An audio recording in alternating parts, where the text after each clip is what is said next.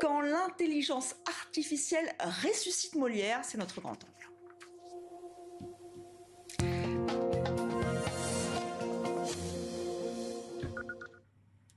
L'idée est un peu folle. Quelle pièce aurait écrit Molière s'il n'était pas mort en 1673?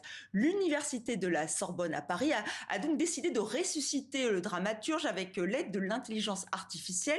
Pour écrire cette pièce, c'est le projet Molière Ex Machina qui réunit nos deux invités. Hugo Cazel-Dupré, bonsoir. Bonsoir. Vous êtes le cofondateur du collectif Obvious, je vais y arriver. Vous avez déjà fait parler de vous en 2018 avec une toile, je voulais la montrer. Premier portrait peint par une intelligence artificielle, Edmond de Bellamy, qui a quand même été vendu 432 500 $ chez Christie's.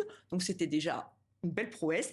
Et pour créer cette pièce inédite, donc l'astrologue ou les faux présages, vous collaborez avec Michael Bouffard. Bonsoir. Bonsoir. Vous êtes docteur en histoire de l'art, metteur en scène du théâtre Molière Sorbonne. Donc c'est très sérieux. Et nous aussi, en fait, on a décidé de vous copier un peu. On a fait appel à l'IA pour créer une photographie de Molière. Alors regardez, voilà, on a la version voilà un peu studio Harcourt et l'autre moderne. Est-ce qu'on peut s'y tromper, Michael Bouffard, vu que vous êtes le spécialiste ici? Alors, on pourrait s'y tromper, oui. Je pense que comme les portraits de l'époque étaient toujours idéalisés, l'IA fait un peu la même chose et ça serait difficile de distinguer le vrai. Donc nous, ça nous a pris 5 minutes, hein, je le reconnais humblement, c'est très facile. En revanche, écrire une pièce avec l'IA, une nouvelle pièce de Molière, c'est beaucoup plus long. Elle n'est pas encore terminée. On va y revenir, mais d'abord, on va voir un petit extrait de l'astrologue ou les faux présages. Vous l'avez présenté au Salon de l'Innovation Vivatech. Et regarde là, la lune, en sa phase gibbeuse, baigne dans le sextile de Neptune, à peine troublé par le carré de Pluton, ce qui garantit que le fruit de cette union sera béni d'une force cosmique inégalée. Et le soleil, en parfaite opposition non lunaire, scelle le tout dans une harmonie qui dépasse l'entendement humain.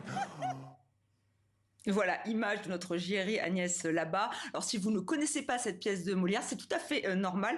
Mais Michael Bouffard, déjà, expliquez-vous, votre approche de Molière. C'est vrai que là, on peut être un peu surpris. Vous faites du théâtre archéologique. Oui, on appelle ça la démarche historiquement informée. Donc le théâtre Molière-Sorbonne se consacre à remettre à la scène le répertoire dramatique du XVIIe siècle. Molière, mais aussi Corneille et Racine, avec les techniques de jeu, avec les techniques de prononciation, de déclamation du XVIIe siècle, et le tout avec des costumes qui sont eux-mêmes restitués et donc cousus à la main, sans machine à coudre, et des costumes et des décors qui sont peints à la main aussi, suivant les techniques de peinture de détrempe du XVIIe siècle. Voilà, retour dans le passé avec vous. Et là, alors réconciliation des anciens et des modernes avec vous, puisque vous, c'est votre spécialité, c'est le numérique, l'intelligence artificielle. Donc, comment vous collaborez ensemble? Comment ça se passe? Vous êtes emparé de l'idée? Expliquez-nous. Alors l'idée c'est que donc chez Obvious on a un trio d'artistes qui utilisent l'intelligence artificielle depuis plus de 8 ans pour faire de la création visuelle artistique. En général on est plutôt voilà sur des peintures et sur des créations visuelles, mais pour autant on a ouvert un peu nos chakras sur ce projet-là et en fait on est intéressé pour faire de la création multidisciplinaire avec de l'IA. Et c'est en rencontrant Michael Bouffard et le théâtre Molière-Sorbonne qu'on a eu l'idée folle d'écrire cette pièce que Molière aurait pu écrire en 1674, par exemple. Mais par exemple, le titre, c'est qui l'a choisi? C'est l'intelligence artificielle? C'est vous? C'est vous?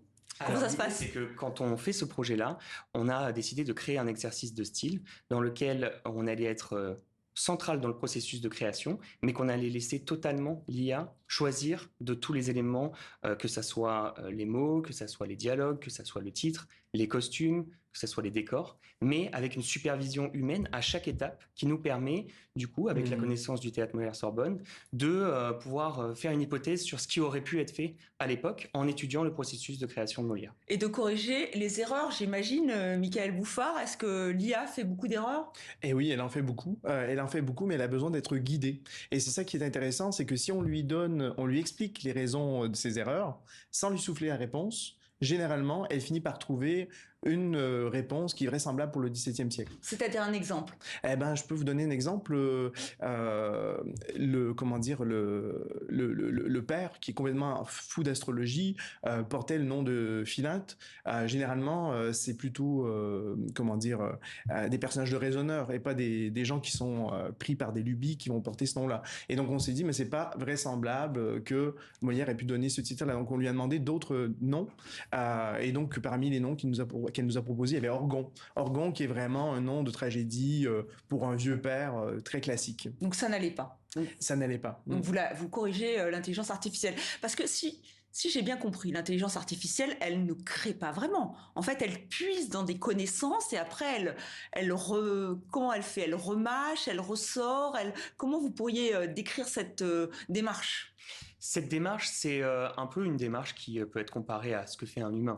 On va accumuler beaucoup de connaissances, on va avoir une certaine expérience de vie, on va connaître différentes choses, et à partir de ça, on va se faire l'idée de si je me donne l'intention de créer quelque chose, alors je vais rassembler le plus d'informations possible et y mettre aussi mon intuition pour essayer de créer quelque chose. Et l'intelligence artificielle, elle n'a pas d'intention, donc c'est nous qui insufflons l'intention à l'intelligence artificielle pour créer la pièce et les différents bouts de création qu'on doit faire. Mais elle... L'intrigue, le choix des personnages. Après, on travaille aussi sur les costumes, les décors, la musique, avec différents algorithmes.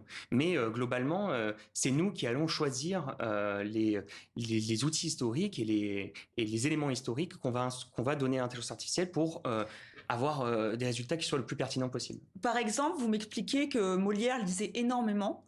Et vous avez permis à l'intelligence artificielle d'avoir accès à la bibliothèque de Molière pour qu'elle puisse se nourrir de tout ce qu'il lisait, de tout ce qu'il a noté, des personnes qu'il rencontrait.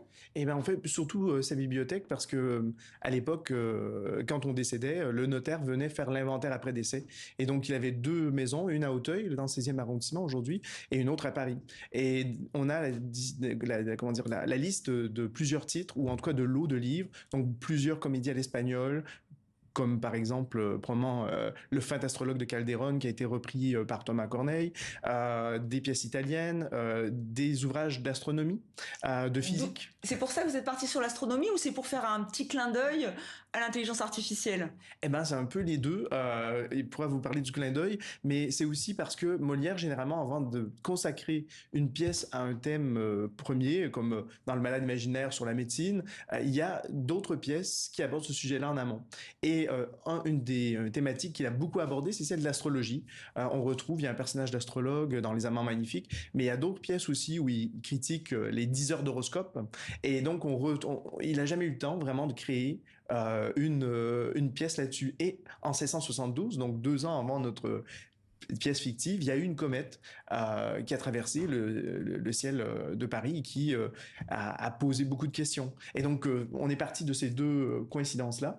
Et c'est aussi un clin d'œil du coup super intéressant sur l'intelligence artificielle en général. Nous, dans notre travail, on essaie de questionner l'impact de l'intelligence artificielle sur notre société. Comment cette technologie transforme, comment les gens croient en ces technologies ou non. Et en fait, on se rend compte que les gens ne comprennent pas réellement ce qu'est l'intelligence artificielle. Ils voient ça comme un peu de la magie, ils s'en inquiètent, on ne sait pas trop ce que c'est.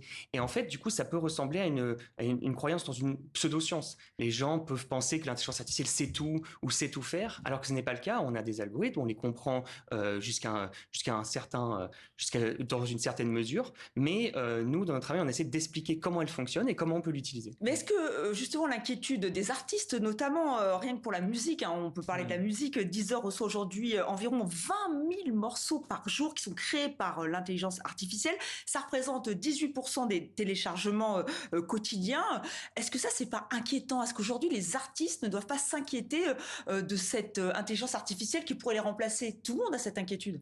Tout à fait. Et dans le milieu de la musique, ces inquiétudes-là sont d'autant plus présentes parce que, par exemple, on a des algorithmes de génération de musique qui sont disponibles aujourd'hui et il a été prouvé que ces algorithmes ont utilisé des données qui étaient sous le copyright pour entraîner leurs algorithmes. Ça, c'est une pratique qui n'est pas éthique de l'intelligence artificielle. Nous, dans notre travail, on se base sur les choses qui sont dans le droit public et donc c'est une manière plus éthique d'utiliser type d'outil. Après, évidemment, la question se pose de quand on crée avec de l'IA, est-ce que ça plaît aux gens ou non?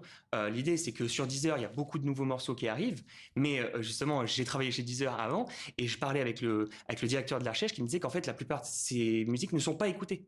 Et en fait, il faut se rendre compte que la création avec de l'IA, si on n'a pas une technique et une méthode poussée, les créations ne sont pas intéressantes. Donc voilà, vous nous rassurez, il faut encore de l'humain derrière. Michael Bouffard, vous avez appris beaucoup de choses, vous, grâce à l'intelligence artificielle, en travaillant sur ce projet? Énormément. En fait, comme on simule le processus créatif de Molière, parce qu'on connaît assez bien avec les techniques d'analyse qu'on appelle la génétique théâtrale, on essaie de remonter le processus créatif d'un auteur pour voir comment il a écrit sa pièce, il est en arrivé au résultat final. Et donc nous, c'est ce qu'on refait étape par étape, en laboratoire, si vous voulez. On écrit d'abord un argument, ensuite on fait un canevas, et ensuite on se lance dans l'écriture proprement dit des dialogues. Et tout ça en utilisant ce que Molière pouvait avoir lu, et ce que Molière avait déjà écrit lui-même, parce que souvent il fait dans une pièce un test pour le réappliquer plus tard dans une autre pièce amplifié. Voilà, et vous êtes convaincu, vous trouvez qu'effectivement ça sonne Molière, ça ressemble à du Molière? C'est du Molière. Je pense que c'est assez troublant en fait. Je pense qu'on peut dire que ça ressemble étrangement à du Molière, mais comme on connaît tout Molière, c'est difficile de se faire berner. Ouais. Mais voilà, donc et notre but c'est pas de berner non plus personne. On essaie vraiment de voir comment une intelligence artificielle peut digérer les textes de Molière plus les textes que Molière peut avoir lus, et pour essayer de reconstruire une intrigue, reconstruire des dialogues et même faire de l'humour. Voilà, alors on n'est pas encore terminé, mais on pourra voir l'astrologue ou les faux présages les 5 et 6 mai 2026. Oui, c'est bien ça. Et ce sera à l'Opéra Royal du Château de Versailles. Voilà, écoutez, on a hâte de voir cette pièce. Merci à vous deux d'être venus nous présenter ce projet assez étonnant. Donc Molière ex machina.